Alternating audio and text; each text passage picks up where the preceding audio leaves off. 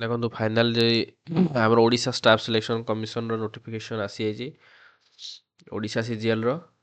ତ ଯେଉଁମାନେ ପ୍ରିପାରେସନ୍ କରୁଥିଲ ତାଙ୍କ ପାଇଁ ଗୋଟେ ଖୁସି ଖବର। ତ ନୂଆ ବର୍ଷ ପାଇଁ ନୂଆ ଭ୍ୟାକାନ୍ସି ପଳେଇ ଆସିଲା। ତ ଆମେ ଫାଷ୍ଟ ଦେଖିବା ତାର ଅଫିସିଆଲ ନୋଟିଫିକେସନ୍। ତମେ ଚାହିଁଲେ ତାର ଅଫିସିଆଲ ନୋଟିଫିକେସନ୍ ତା ୱେବସାଇଟ୍କୁ ଯାଇକି ତମେ ଡାଉନଲୋଡ୍ କରିପାରିବ। ତ ଏବେ ଦେଖିବା ଆମେ ଷ୍ଟାଫ୍ ସିଲେକ୍ସନ୍ କମିଶନର ଯେଉଁ ଭ୍ୟାକାନ୍ସି ଗୁଡ଼ା ଆସିଛି। ତ ଫାଷ୍ଟ ଅଫ୍ ଅଲ୍ ତାର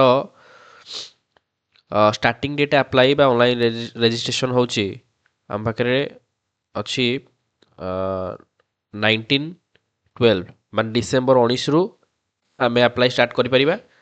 ଆଉ ଦେନ୍ ଆମର ଏଣ୍ଡିଂ ଡେଟ୍ ଅଛି 18/1 ଜାନୁଆରୀ 18 ପର୍ଯ୍ୟନ୍ତ ଆମର ଅଛି ତାର ଲାଷ୍ଟ ଡେଟ୍।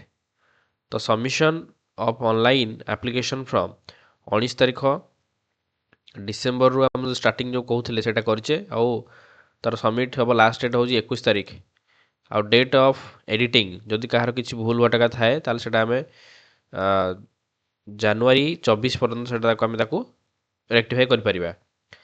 ଆମେ ଏଇଟା ଅନଲାଇନ୍ ଥ୍ରୁରେ ଆପ୍ଲାଏ କରିବାକୁ ପଡ଼ିବ। ତାର ଅଫିସିଆଲ ୱେବସାଇଟ୍ ହେଉଛି www.ossc.gov.in।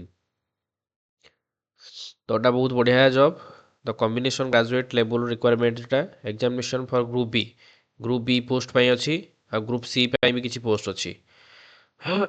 ତ ଏସବୁ ଜିନିଷ ତାର ହେଉଛି ତାର ପୋଷ୍ଟ ଗୁଡ଼ା କ'ଣ କ'ଣ assistant CT GST officer sub divisional financial service and the saving officer. तो बहुत सारा डिपार्टमेंटर सब वैकेंसी गुड़ा आज 54 बाहर जोटा कि वुमेन 13टी पोस्ट। आउे ये आमर फाइनान्स डिपार्टमेंट ओडिशार 5टा पोस्ट मेल मान फिमेल मान गोटे पोस्ट अच्छी। तो तार ग्रेड पे तार रोचे लेवल 6 लेवल 9 रोचे पे स्केल। तो आम ब्लॉक सोशल जोटा कि रोचे BSSU सेटा आमर ब्लॉक जॉब मिल जोटा कि आम वैकेंसी अच्छी 146 वुमेन मान अच्छी 48टा। तो एमती बहुत सारा ऑडिटोरी अच्छी जूनियर असिस्टेंट अच्छी। तो फाइनाली आम पाखे बहुत सारा वैकेंसी अच्छी टोटाल पोस्ट आम बाहर 1576 भितर आमर फिमेल मान ने 544 पोस्ट ने। ठीक अच्छे।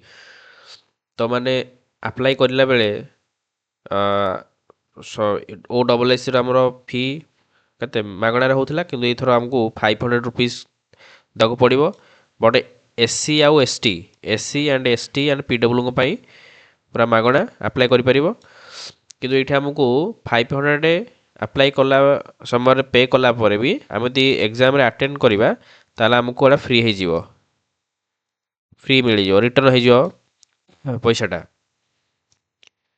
तो आमको देची examination fee paid shall be refund to the candidate who actually appear the requirement of examination।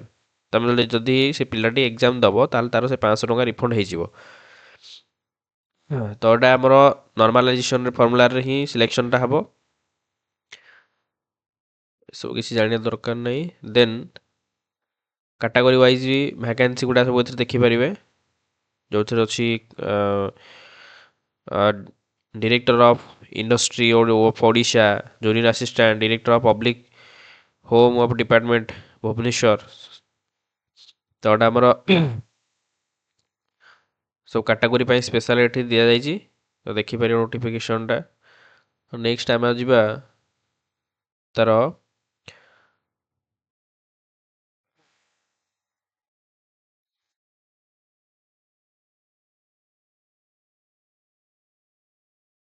Eligibility criteria रे एटा तो नॉर्मल जिनसटा। तो मिनिमम क्वालिफिकेशन होची हम पाखरे बैचलर डिग्री थिया दरकार। बैचलर डिग्री थिया दरकार। तो सी जाइए ही अप्लाई करें। आ जो मैंने किसी अच्छे आम ऑडिटोरी अच्छी auditor under state transport authority आम PGDC थी दरकार। कंप्यूटर रे गोटे रेकग्नाइज इंस्टीट्यूट रू से PGDC कंप्लीट करेंगे ताहले जाइए से किसी पोस्ट पाए सब पोस्ट पाए किसी पोस्ट पाए अच्छे PGDC दरकार।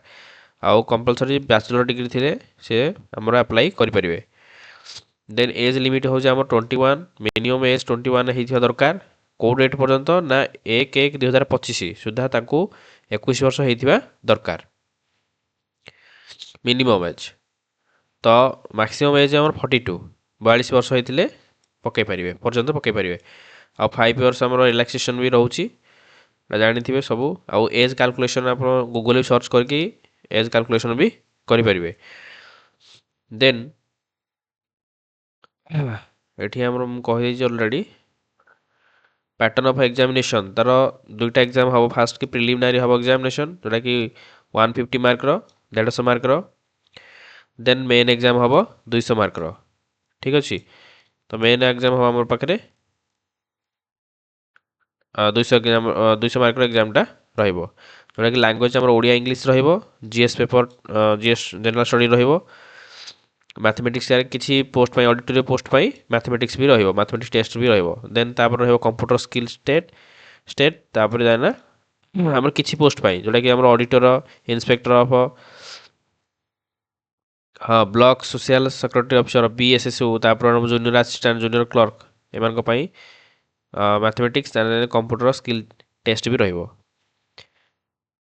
ଦେନ୍ ସାର୍ଟିଫିକେଟ୍ ଭେରିଫିକେସନ୍ ଯେଉଁଟା one time the vacancy of ଯେତିକି ବାହାରିବ ତାର 1.5 ଟାଇମ୍ସ ନେବ କ୍ୟାଣ୍ଡିଡେଟ୍। ଦେନ୍ ଆମର ଗୋଟେ ଏଇଟା କଟିବ ମାର୍କ, ଗୋଟେ ଭୁଲ ହେଲେ 4 ମାର୍କ କଟିବାର 1/3 କଟିବ, ଟୋଟାଲ୍ ମାର୍କର 1/3 କଟିବ। ଦେନ୍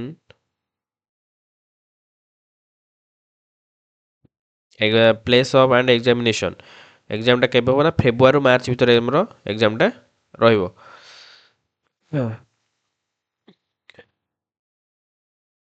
ଦେନ୍ ଏଠି ଆଉ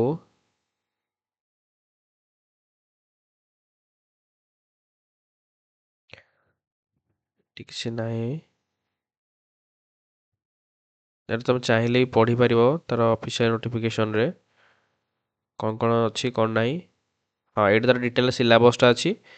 ଡିଟେଲ୍ ସିଲାବସ୍ ହେଉଛି ଆମ ପାଖରେ ପ୍ରିଲିମିନାରୀର 10th ଷ୍ଟାଣ୍ଡାର୍ଡ଼ର ମ୍ୟାଥ୍ ପଡ଼ିବ, ଡାଟା ଇଣ୍ଟରପୋଲେସନ୍ ପଡ଼ିବ। ଦେନ୍ ଯେଉଁଟାକି ଆମର ଚାର୍ଟ, ଗ୍ରାଫ୍, ଟେବୁଲ୍ ଏଇସବୁ ଜିନିଷ 10th ଲେବୁଲ୍ର। ଲଜିକାଲ୍ ରିଜନିଂ ବି ଆସିବ ଆମ ପାଖରେ, analytical ability, general mental ability. ତାପରେ current event national and international important ରହିବ। କମ୍ପ୍ୟୁଟର ଆୱାରନେସ୍ ରହିବ। ଏଇଠି ଆମର ନୂଆ ଆଡ଼୍ ହେଇଛି Odisha economic, Odisha history, Odisha geography, Odisha heritage and culture 10th ଷ୍ଟାଣ୍ଡାର୍ଡ଼ର ସବୁ ଆସିବ। ଦେନ୍ ମେନ୍ ଏକ୍ଜାମ୍ ପାଇଁ ଆମର ଲାଙ୍ଗୁଏଜ୍ ଓଡ଼ିଆ ରହିବ, ଇଂଲିଶ ରହିବ। Language Odia comprehensive 10th standard ରହିବ, ବଟ୍ ଇଂଲିଶ କମ୍ପ୍ରେହେନ୍ସନ୍ର 12th ଷ୍ଟାଣ୍ଡାର୍ଡ଼ ରହିବ। ତ grammar, uses and vocabulary as well as English 10th standard ସବୁ ରହିବ। ତ ଏଟା କମ୍ପ୍ୟୁଟର ବି ଦେଇଛି ଆମର ସିଲାବସ୍। ମ୍ୟାଥମେଟିକ୍ସର ଦେଇଛି arithmetic, algebra, statistics and probability, mensuration, all secondary school level। ତ ଏଇତ ହେଉଛି ଆମର ତାର ଅଫିସିଆଲ୍ ନୋଟିଫିକେସନ୍ ସବୁ ଯାହା ମେନସନ୍ ଥିଲା ମୁଁ ସର୍ଟଲି କହିଦେଲି। ଫାଇନାଲି ଏବେ ପଢ଼ାପଢ଼ି ଷ୍ଟାର୍ଟ କରିଦିଅନ୍ତୁ, ଯେଉଁଟାକି ଆମର ଯେଉଁ ବହୁତ ସାରା ଭ୍ୟାକେନ୍ସି ବାହାରିଛି, 1578 ପୋଷ୍ଟ ବାହାରିଛି, ବହୁତ ହ୍ୟୁଜ୍ ଆମାଉଣ୍ଟର ଭ୍ୟାକେନ୍ସି ବାହାରିଛି। ତ ତା ପାଇଁ ପ୍ରିପାରେସନ୍ କରନ୍ତୁ, ଯେଉଁଟାକି ଆଗକୁ ଭଲ ହେଇପାରିବ। ଓକେ।